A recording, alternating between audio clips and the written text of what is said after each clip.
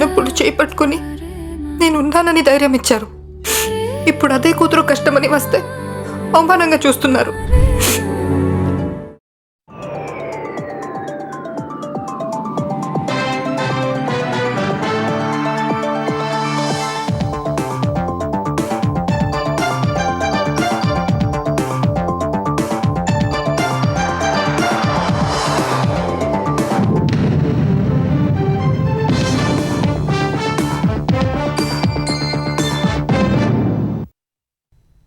నమస్కారం, ETV news కి స్వాగతం. ముందుగా ముఖ్యాంశాలు. పుట్టపర్తిలో 15,803 కోట్లతో యుద్ధ విమానాల తయారీ ప్రాజెక్టు నేడు శంకుస్థాపన చేయనున్న రాజ్నాథ్ సింగ్, చంద్రబాబు. ప్రధాని పిలుపుతో పొదుపుపై మంత్రులు, అధికారులకు చంద్రబాబు సూచనలు. వారంలో ఒకరోజు నో వెహికల్ డేగా పాటిద్దామని సూచన. యూనివర్సిటీలో ఖాళీల భర్తీకి అనుమతి ఇచ్చిన ఏపీ సర్కార్. నేడే నోటిఫికేషన్. 18 నుంచి దరఖాస్తుల స్వీకరణ.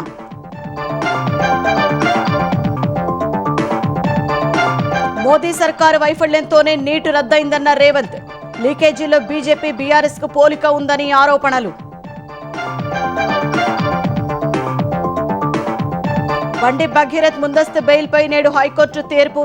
బాధితురాలి వాంగ్మూలం ఆధారంగా ఆధారాల సేకరణలో పోలీసులు.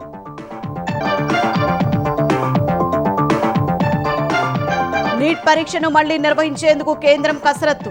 ఉన్నతాధికారులతో ధర్మేంద్ర ప్రధాన్ భేటీ. వారం 10 రోజుల్లో షెడ్యూల్ ప్రకటిస్తామన్న ఎన్టీఏ. ఎన్నికల కమిషన్ల నియామకంపై సుప్రీంకోర్టు కీలక వ్యాఖ్యలు. ఎంపిక కమిటీలో సీజీఐ ఎందుకు ఉండకూడదని కేంద్రానికి ప్రశ్న.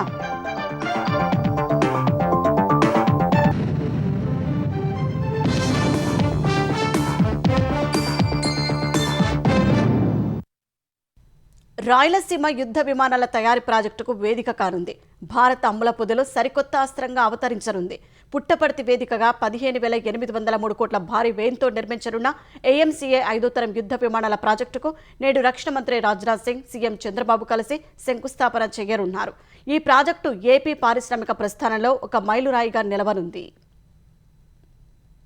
రాయలసీమ భవిష్యత్తు ఇక రక్షణ రంగంతో ముడిపడనుంది. దేశంలోనే అత్యంత ప్రతిష్టాత్మకమైన అడ్వాన్స్డ్ మీడియం కాంబాట్ ఎయిర్ క్రాఫ్ట్ ప్రాజెక్టుకు పుట్టపర్తిలో పునాదిరాయి పడనుంది. ఏరోనాటికల్ డెవలప్మెంట్ ఏజెన్సీ, డీఆర్డీఓ భాగస్వామ్యంతో నిర్మించే ఈ ప్రాజెక్టుకు నేడు రక్షణ మంత్రి రాజ్నాథ్ సింగ్, ముఖ్యమంత్రి చంద్రబాబు శంకుస్థాపన చేయనున్నారు. 650 ఎకరాల్లో ఈ కేంద్రాన్ని ఏర్పాటు చేస్తున్నారు. ఇది కేవలం పరిశ్రమ మాత్రమే కాకుండా భారతదేశపు మొట్టమొదటి 5వ తరం స్టెల్త్ ఫైటర్ జెట్ల తయారీకి కేర్ ఆఫ్ అడ్రస్ కాబోతోంది. రాడార్లకు చిక్కని స్టెల్త్ టెక్నాలజీ, సూపర్ క్రూయిజ్ సామర్థ్యం గల యుద్ధ విమానాల్ని ఇక్కడే అభివృద్ధి చేస్తారు. కేవలం విమానాల తయారీకే పరిమితం కాకుండా వాటి సామర్థ్యాన్ని పరీక్షించే టెస్టింగ్ సెంటర్ పుట్టపర్తిలోనే అందుబాటులోకి రానుంది. భారత వైమానిక నౌకాదళాల కోసం ఏఎంసీఏ నమూనాను ఏడీఏ రూపొందించింది. దేశ రక్షణ అవసరాలకు దీన్ని వినియోగించనున్నారు. ఈ ప్రాజెక్టు ద్వారా సుమారు 7,500 మంది నిపుణులకు ప్రత్యక్షంగా ఉపాధి లభించనుంది. ఈ ప్రాజెక్టు కోసం పుట్టపర్తి విమానాశ్రయాన్ని ఆనుకునే 150 ఎకరాలు, టౌన్షిప్, ఇతర అభివృద్ధి పనుల కోసం 200 ఎకరాల్ని ప్రభుత్వం కేటాయించింది. దీనికి అనుబంధంగా ఏర్పాటయ్యే పరిశ్రమల కోసం మరో 400 ఎకరాల్ని ప్రభుత్వం దశలవారీగా సేకరించనుంది. ఈ పరిశ్రమల ద్వారా దాదాపు 1,00,000 కోట్ల పెట్టుబడులు వస్తాయని అంచనా వేస్తోంది. కర్నూలు జిల్లాను దేశంలోనే అత్యుత్తమ డ్రోన్ సిటీగా తీర్చిదిద్దేందుకు ప్రభుత్వం రంగం సిద్ధం చేసింది. ఇందులో భాగంగా 8 డ్రోన్ ప్రాజెక్టులకు నేడు భూమి పూజ జరగనుంది. డ్రోగో డ్రోన్స్, హెచ్సి రోబోటిక్స్ వంటి కంపెనీలు సుమారు 4,145 కోట్ల పెట్టుబడులతో తమ యూనిట్లను ప్రారంభించనున్నాయి. రక్షణ, డ్రోన్ రంగాల్లో కలిపి మొత్తం 12 ప్రాజెక్టుల ద్వారా దాదాపు 6,000 మందికి పైగా యువతకు కొత్తగా ఉపాధి అవకాశాలు లభించనున్నాయి. డిఫెన్స్ రంగంలో పేరొందిన Kalyani strategic systems, Bharat dynamics limited, HFCL, premier explosives వంటి సంస్థలు రాయలసీమలో తమ కార్యకలాపాల్ని విస్తరిస్తున్నాయి. మడకసిర, దొనకొండ, నెల్లూరు ప్రాంతాల్లో ఈ భారీ యూనిట్లు ఏర్పాటు కానున్నాయి. క్షిపణుల తయారీ నుంచి పేలుడు పదార్థాల వరకు అన్ని రకాల రక్షణ పరికరాల ఉత్పత్తి కేంద్రంగా ఏపీ మారనుంది. పశ్చిమాసియా సంక్షోభాన్ని దృష్టిలో పెట్టుకుని ఆంధ్రప్రదేశ్లో ఖర్చులు అదుపు చేయాలని ముఖ్యమంత్రి చంద్రబాబు పిలుపునిచ్చారు. వనరులను పొదుపుగా వాడుకోవాలని సూచించారు. పొదుపు చర్యల అమలుకు మంత్రులతో ఒక కమిటీని, అధికారులతో కార్యనిర్వాహక కమిటీని ఏర్పాటు చేద్దామన్నారు. మంత్రివర్గ సమావేశంలో అజెండా అంశాలు ముగిశాక తాజా పరిణామాలపై ముఖ్యమంత్రి చంద్రబాబు సహచర మంత్రులతో సుదీర్ఘంగా చర్చించారు. పశ్చిమాసియా సంక్షోభం కారణంగా తలెత్తిన పరిస్థితి చక్కబడే వరకు మంత్రులు అధికారిక, వ్యక్తిగత విదేశీ పర్యటనలకు స్వస్తి చెప్పాలని సీఎం చంద్రబాబు సూచించారు. వీలైనంత వరకు వర్చువల్గా సమావేశాలకు హాజరవ్వాలని స్పష్టం చేశారు. కుటుంబ సభ్యులతో పర్యటనకు వెళ్లాలనుకున్నవారు మన దేశంలోని ప్రదేశాల్ని సందర్శించాలని సూచించారు. దేశ ఆర్థిక పరిస్థితిని గాడిలో పెట్టేందుకు ప్రధాని నరేంద్ర మోదీ చేస్తున్న ప్రయత్నానికి ప్రతి ఒక్కరూ సహకరించాలని చంద్రబాబు కోరారు. కేంద్ర ప్రభుత్వ విధానాల్ని అందిపుచ్చుకుని ఖర్చులు తగ్గించుకోవాలని సూచించారు. పొదుపుపై భారీ స్థాయిలో ప్రచారం చెయ్యాలని పిలుపునిచ్చారు. తనతో పాటు పవన్ కళ్యాణ్, ఇతర మంత్రులు కాన్వాయ్లో వాహనాలు తగ్గించుకున్నారన్న సీఎం అదొక్కటే సరిపోదన్నారు. ఇంధనాన్ని పొదుపు చేసేందుకు, ఖర్చులు తగ్గించుకునేందుకు అవసరమైన అన్ని చర్యలు చేపట్టాలని స్పష్టం చేశారు. పీఎం సూర్యఘర్, పీఎం కుసుమ్ పథకాల కింద ఇళ్లకు, వ్యవసాయ పంపు సెట్లకు సౌర విద్యుదుత్పత్తి యూనిట్లు ఏర్పాటు చేయడంపై ప్రత్యేక శ్రద్ధ పెట్టాలని దిశానిర్దేశం చేశారు. తాను మొదటి నుంచి చెప్తున్నా మంత్రులు సీరియస్ గా తీసుకోలేదని సీఎం అసంతృప్తి వ్యక్తం చేశారు. ఇలాంటి సంక్షోభ సమయంలో సౌర విద్యుత్ ఎంతో ఉపయోగపడేదని అభిప్రాయపడ్డారు. వంట గ్యాస్ కి సమస్యలొచ్చాయన్నారు. మంత్రులు, అధికారులు క్రైసిస్ మేనేజ్మెంట్ నేర్చుకోవాలని సీఎం హితబోధ చేశారు. దీన్ని సవాల్గా తీసుకుని పని చేయాలన్నారు. విద్యుత్ వాహనాలకు మారాలని, అది మంత్రులు, అధికారుల నుంచే మొదలవ్వాలని స్పష్టం చేశారు. ఆర్టీసీ బస్సుల్ని విద్యుత్ వాహనాలుగా మార్చాలని, పాత బస్సులతో మొదలుపెట్టి దశలవారీగా మార్చాలని ఆదేశించారు. యూరియాపైన యుద్ధ ప్రభావం ఉంటుందన్న సీఎం గతంలో యూరియా కొరతతో రైతులు ఇబ్బంది పడ్డారని గుర్తు చేశారు. ఈసారి ఆ పరిస్థితి తలెత్తకుండా ఇప్పటినుంచే జాగ్రత్తలు తీసుకోవాలన్నారు. ప్రభుత్వ కార్యక్రమాల కోసం జన సమీకరణకు వాహనాలు ఏర్పాటు చేయడం వంటివి వద్దన్నారు. వారంలో ఒకరోజు నో వెహికల్ డేగా పాటిద్దామన్నారు. దీనిపై చర్చించి ఒక ప్రణాళికను ప్రకటిస్తామన్నారు. యూనివర్సిటీలు, పెద్ద పెద్ద విద్యాసంస్థల్లో వారానికి 2 రోజులు నో బైక్ డే పాటించాలన్నారు. ప్రతి వారం ప్రభుత్వ శాఖల్లో ఎంత డీజిల్ వాడుతున్నారో సమీక్షించాలని సీఎం వెల్లడించారు. నీట్ ప్రశ్నాపత్రాల లీకేజీ, పరీక్ష రద్దు దేశ ప్రజలను తీవ్ర దిగ్భ్రాంతికి గురిచేసిన పెద్ద నోట్ల రద్దు వంటిదేనని ముఖ్యమంత్రి రేవంత్ రెడ్డి ఆరోపించారు. ఇది మోదీ ప్రభుత్వ వైఫల్యానికి నిదర్శనమని విమర్శించారు. ప్రశ్నాపత్రాల లీకేజీల వ్యవస్థీకృత అవినీతిలో బీజేపీ, బీఆర్ఎస్ మధ్య పోలికలు ఉన్నాయని ఆరోపించారు. నీట్ ప్రశ్నాపత్రం లీకేజీపై కేంద్ర ప్రభుత్వాన్ని లక్ష్యంగా చేసుకుని సీఎం రేవంత్ రెడ్డి తీవ్ర విమర్శలు చేశారు. ఈ మేరకు ఓ ప్రకటన విడుదల చేసిన సీఎం నీట్ ప్రశ్నాపత్రాల లీకేజీ మోదీ ప్రభుత్వ వైఫల్యానికి నిదర్శనమని ఆరోపించారు. పోటీ పరీక్షల లీకేజీలతో విద్యార్థుల భవిష్యత్తుకు విలువ లేకుండా చేశారని విమర్శించారు. ప్రశ్నాపత్రాల లీకేజీలు, వైఫల్యాలు, వ్యవస్థీకృత అవినీతిలో బీజేపీ, బీఆర్ఎస్ మధ్య పోలికలున్నాయని ఆరోపించారు. ఇప్పటి వరకు కేంద్ర స్థాయిలో నిర్వహించే పలు పరీక్షల పత్రాలు లీక్ అయినా సంబంధిత ఏ ఒక్క కేంద్ర మంత్రిపై ఎందుకు చర్యలు తీసుకోలేదని ప్రశ్నించారు. నీట్ రద్దు దేశ ప్రజల్ని తీవ్ర దిగ్భ్రాంతికి గురిచేసిన పెద్ద నోట్ల రద్దు వంటిదేనని రేవంత్ రెడ్డి అన్నారు. ఏళ్ల తరబడి కష్టపడి చదువుకున్న విద్యార్థుల కలలు మోదీ ప్రభుత్వం నిర్లక్ష్యం కారణంగా కల్లలయ్యాయని విమర్శించారు. తల్లిదండ్రులు అప్పులు చేసి, కొంతమంది నగలు అమ్మి తమ పిల్లల్ని నీట్కు సిద్ధం చేశారని, ఇప్పుడు వారి ఆశలన్నీ గల్లంతు కావడం బాధాకరమని ఆవేదన వ్యక్తం చేశారు. 2019 నుంచి 15 రాష్ట్రాల్లో ప్రధాన నియామక పరీక్షల పత్రాలు లీక్ అయ్యాయని రేవంత్ రెడ్డి గుర్తు చేశారు. బీజేపీ పాలిత రాష్ట్రాలే ఈ లీకేజీలకు ప్రధాన కేంద్రాలుగా మారాయని ఆరోపించారు. మోదీ అధికారంలోకొచ్చాక 11 ఏళ్లలో ప్రభుత్వ పరీక్షల వ్యవస్థలో వ్యవస్థీకృత నేరాలు జరుగుతున్నాయని పేర్కొన్నారు. కేంద్ర, రాష్ట్ర పరీక్షల్లో ఇప్పటిదాకా 93 పేపర్ లీక్ ఘటనల వల్ల దాదాపు 2 కోట్ల మంది విద్యార్థులు ప్రభావితమయ్యారని రేవంత్ తెలిపారు. లీకేజీపై కేంద్ర ప్రభుత్వం, నేషనల్ టెస్టింగ్ ఏజెన్సీ పారదర్శకంగా, నిర్ణీత వ్యవధితో కూడిన విశ్వసనీయ విచారణ చేపట్టాలని సీఎం డిమాండ్ చేశారు. దీనివల్ల ప్రభావితమైన విద్యార్థులు, తల్లిదండ్రులకు తెలంగాణ ప్రభుత్వం అండగా ఉంటుందని, సాధ్యమైనంత మద్దతిస్తుందని భరోసా ఇచ్చారు. కేంద్రం అనుసరిస్తున్న విధానాలతో తెలంగాణ రైతులు తీవ్రంగా నష్టపోతున్నారని వ్యవసాయ మంత్రి తుమ్మల నాగేశ్వరరావు ఆవేదన వ్యక్తం చేశారు. కొండా లక్ష్మణ్ ఉద్యాన విశ్వవిద్యాలయం ఆధ్వర్యంలో భద్రాద్రి కొత్తగూడెం జిల్లా అశ్వారావుపేటలో నూతనంగా మంజూరైన ఉద్యాన కళాశాలను తుమ్మల ప్రారంభించారు. అనంతరం ఆయిల్ ఫామ్ కర్మాగారం వద్ద జరిగిన ఆయిల్ ఫామ్ రైతుల ఆత్మీయ సమ్మేళనంలో మంత్రి పాల్గొన్నారు. కేంద్రం మద్దతు ధర ప్రకటించి రైతులు పండించిన పంటను కొనకపోతే మద్దతు ధర ఎవరికి ఉపయోగమని తుమ్మల ప్రశ్నించారు. రైతులు పండించిన మొక్కజొన్న, జొన్న పంటలను నష్టాలు భరించి తెలంగాణ ప్రభుత్వమే కొనుగోలు చేస్తోందన్నారు. ఇటు మద్దతు ధర అంటారని, అటు అమెరికాతో మొక్కజొన్న, పత్తి పంటల దిగుమతికి ఒప్పందం చేసుకుంటారని విమర్శించారు. దీనివల్ల రైతులకు నష్టాలే మిగులుతున్నాయని ఆందోళన వ్యక్తం చేశారు. రైతులు పండించిన ప్రతి పంటను జూన్ నాటికి కొనుగోలు చేయాలని అధికారులను ఆదేశించినట్లు చెప్పారు. కేంద్రం ఆయిల్ ఫామ్కు టన్నుకు 25,000 మద్దతు ధర ప్రకటించాలని, ఇతర రాష్ట్రాల మంత్రులతో కలిపి త్వరలోనే కేంద్రం వద్దకు వెళ్లనున్నట్లు తుమ్మల వెల్లడించారు. కేంద్ర ప్రభుత్వం యొక్క విధానాలతోటి తెలంగాణ రైతాంగం కష్టాలు చెప్పనవి కాదు. అందుకనే మన ముఖ్యమంత్రి గారు కూర్చొని ఎన్ని వేల కోట్లు ఖర్చు అయినా నా రైతు పండించినటువంటి పంట కొనండి అని చెప్పారు. ఇప్పుడు ఇక్కడ ఆంధ్ర రైతులు ఉన్నారు, మీరు అడగండి, మొక్కజొన్న ఎక్కడైనా కొంటున్నారా 2400కి? భారతదేశంలో ఎక్కడా కొంటున్నా. ఒకే ఒక రాష్ట్రం, తెలంగాణ రాష్ట్రం, రేవంత్ రెడ్డి గారి ప్రభుత్వమే 2400కి ఎగేసి మీకు కొని 1000 రూపాయలు ఒక క్వింటాల్కి నష్టపోతున్నాం. నీట్ యూజీ పరీక్షను మళ్లీ నిర్వహించేందుకు కేంద్ర ప్రభుత్వం ఏర్పాట్లను ముమ్మరం చేస్తోంది. అందుకు అవసరమైన సన్నాహాలపై కేంద్ర విద్యాశాఖ మంత్రి ధర్మేంద్ర ప్రధాన్ ఉన్నత స్థాయి సమావేశం నిర్వహించారు. పేపర్ లీక్ వ్యవహారం నేపథ్యంలో తన నివాసంలో ఉన్నతాధికారులతో భేటీ అయిన మంత్రి తదుపరి పరీక్షను పకడ్బందీగా నిర్వహించే అంశాలపై సుదీర్ఘంగా చర్చించారు. ఈ భేటీలో ఉన్నత విద్యాశాఖ కార్యదర్శి, ఎన్టీఆర్ డైరెక్టర్ జనరల్, సిబిఎస్ఈ చైర్మన్తో పాటు పలువురు అధికారులు పాల్గొన్నారు. పునః పరీక్షకు సంబంధించి షెడ్యూల్లో మరో వారం 10 రోజుల్లో ప్రకటిస్తామని ఎన్టీఆర్ డీజీ వెల్లడించారు. ఈసారి ఎటువంటి అవకతవకలు జరగకుండా పటిష్ట చర్యలు తీసుకుంటామని చెప్పారు.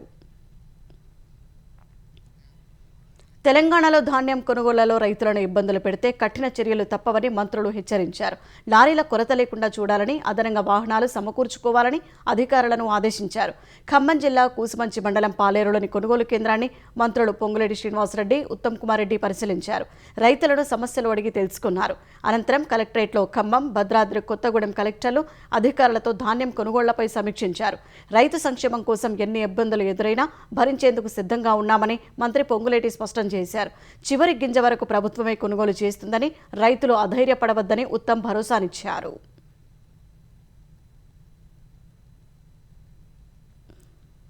ధాన్యం కొనుగోలు విషయంలో మా ప్రభుత్వం రాష్ట్రంలో 8575 ప్యాడీ ప్రొక్యూర్మెంట్ సెంటర్స్ ఓపెన్ చేయడం జరిగింది.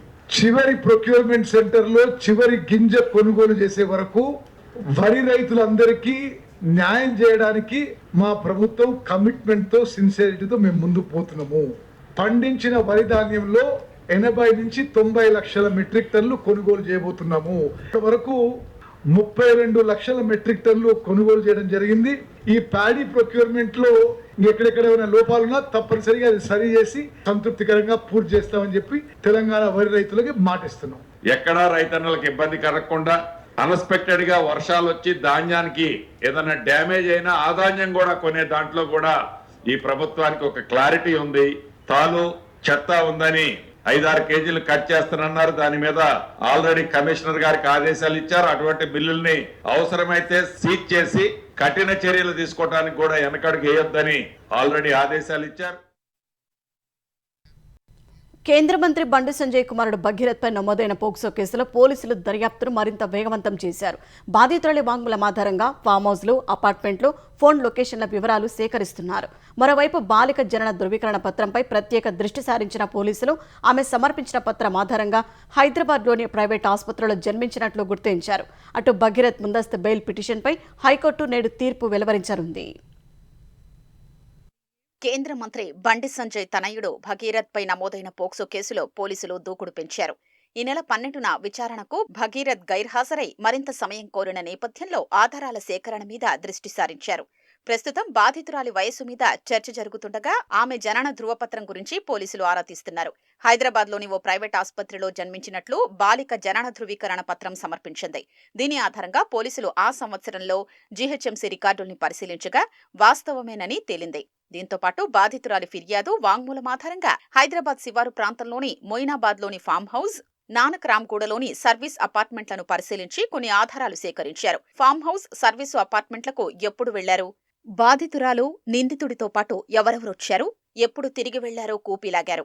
భగీరథ్ గైర్హాజరుతో బాధితురాలు చెప్పిన ప్రదేశాలు, ఇతర వివరాల ఆధారంగానే దర్యాప్తు చేస్తున్నారు. కొన్ని రోజులుగా భగీరథ్ ఆచూకీ లేదు. పోలీసులు నోటీసులిచ్చినా హాజరవ్వకుండా 2 రోజుల తర్వాత వస్తానంటూ పోలీసులకు సమాచారమిచ్చాడు.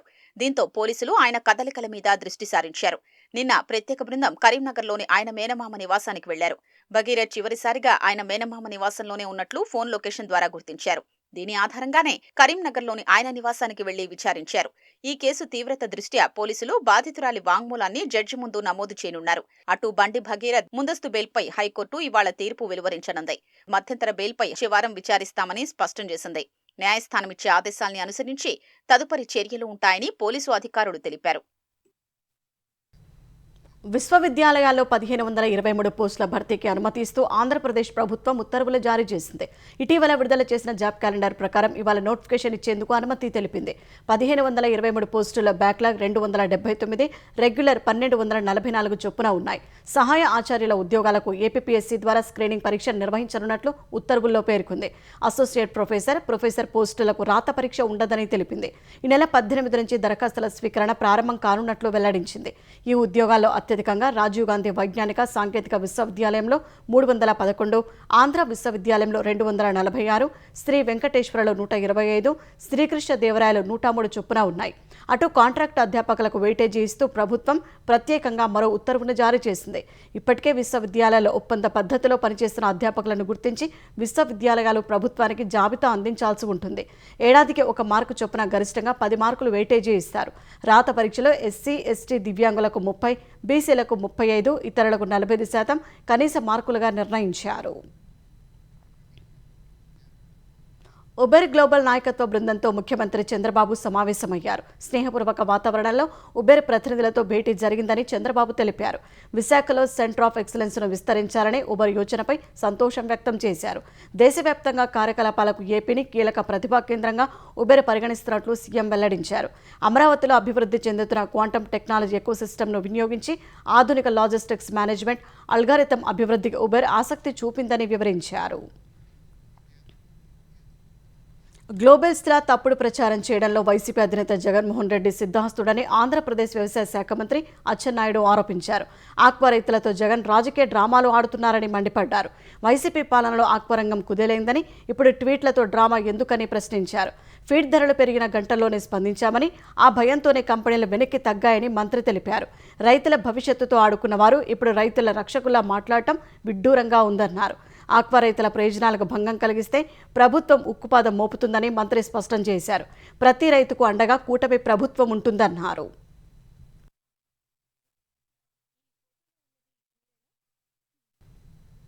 యుద్ధాల వల్ల కాకుండా శాంతియుత ప్రయత్నాల ద్వారానే సమస్యల పరిష్కారం సాధ్యమవుతుందని ప్రధాని నరేంద్ర మోదీ ఉద్ఘాటించారు. బ్రిక్స్ విదేశాంగ మంత్రుల సమావేశంలో పాల్గొనేందుకు భారత్ చేరుకున్న రష్యా విదేశాంగ మంత్రి సెర్గే లావ్రోవ్ ప్రధాని మోదీతో సమావేశమయ్యారు. ఉక్రెయిన్ సంక్షోభం, పశ్చిమాసియా పరిణామాలు సహా ద్వైపాక్షిక అంశాలపై ఇరువురు నేతలు సుదీర్ఘంగా చర్చించారు. ఈ సందర్భంగా ఏ సమస్యనైనా చర్చలు, దౌత్య మార్గాల ద్వారానే పరిష్కరించుకోవాలన్న భారత స్థిరమైన వైఖరిని మోదీ మరోసారి స్పష్టం చేశారు. లావ్రోవ్ను కలవడం సంతోషంగా ఉందని ఎక్స్లో మోదీ పోస్ట్ చేశారు. వివాదాల శాంతియుత పరిష్కారానికి భారత్ ఎల్లప్పుడూ మద్దతు ఇస్తుందని చెప్పినట్లు ప్రధాని పేర్కొన్నారు.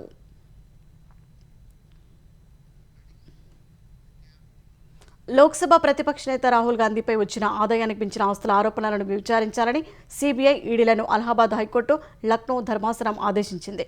దీనిపై జూలై 20లోగా నివేదికలు సమర్పించాలని సూచించింది. కర్ణాటకకు చెందిన బీజేపీ కార్యకర్త ఎస్ విఘ్నేష్ కుమార్ దాఖలు చేసిన పిటిషన్పై జస్టిస్ రాజేష్ సింగ్ చౌహాన్, జస్టిస్ జాఫర్ అహ్మద్లతో కూడిన ధర్మాసనం ఈ నెల 12న రహస్య విచారణ జరిపింది. గురువారం హైకోర్టు వెబ్సైట్లో విచారణ వివరాలు అందుబాటులోకి వచ్చాయి. ఒకవేళ పిటిషనర్ ఫిర్యాదు అంది ఉంటే ఆరోపణలను చట్ట ప్రకారం పరిశీలించాల్సిందేనని న్యాయస్థానం స్పష్టం చేసింది. చట్టం అనుమతించే చర్యలను సిబిఐ, ఈడీ చేపట్టవచ్చని ప్రత్యేకంగా చెప్పాల్సిన అవసరం లేదని ధర్మాసనం తెలిపింది. ఈ పిటిషన్పై తమ స్పందన తెలియచేయాల్సిందిగా కేంద్ర సిబ్బంది శిక్షణ శాఖను, రెవెన్యూ, ఆర్థిక, కార్పొరేట్ వ్యవహారాల శాఖలను కోర్టు ఆదేశించింది. పిటిషనర్ చేసిన ఫిర్యాదు తమకు అందిందని, దానిపై తమ స్పందనను కోర్టుకు తెలియజేస్తామని సిబిఐ, ఈడీలు పేర్కొన్నాయి. ఆమ్ ఆద్మీ పార్టీ నేతలు అరవింద్ కేజ్రీవాల్, మనీష్ సిసోదియా, దుర్గేష్ పాఠక్, సంజయ్ సింగ్, సౌరభ్ భరద్వాజ్లపై ఢిల్లీ హైకోర్టు న్యాయమూర్తి జస్టిస్ స్వర్ణకాంత శర్మ గురువారం కోర్టు ధిక్కార క్రిమినల్ చర్యలు చేపట్టారు. అదే సమయంలో మద్యం కుంభకోణంపై సిబిఐ దాఖలు చేసిన కేసును మరో ధర్మాసనానికి బదిలీ చేస్తున్నట్లు ప్రకటించారు. తాను విచారణ నుంచి వైదొలగడం లేదని, కోర్టు ధిక్కార చర్యలు తానే ప్రారంభించినందున కేసును మరో ధర్మాసనానికి బదిలీ చేస్తున్నారని జస్టిస్ స్వర్ణకాంత శర్మ స్పష్టం చేశారు. మద్యం కుంభకోణం కేసుకు సంబంధించి తనను అపఖ్యాతి పాలు చేసేలా, తన పరువుకు నష్టం కలిగించేలా సోషల్ మీడియాలో పోస్టులు పెట్టినందున ఆప్ నేతలపై చర్యలు తీసుకుంటున్నట్లు పేర్కొన్నారు. ఉత్తరప్రదేశ్లోని పలు జిల్లాల్లో అకాల వర్షాలు, పెనుగాలులకు మృతి చెందిన వారి సంఖ్య 111కు చేరింది. చాలా మంది చెట్ల కింద చేరి పిడుగుపాటుకు గురై ప్రాణాలు కోల్పోయారు.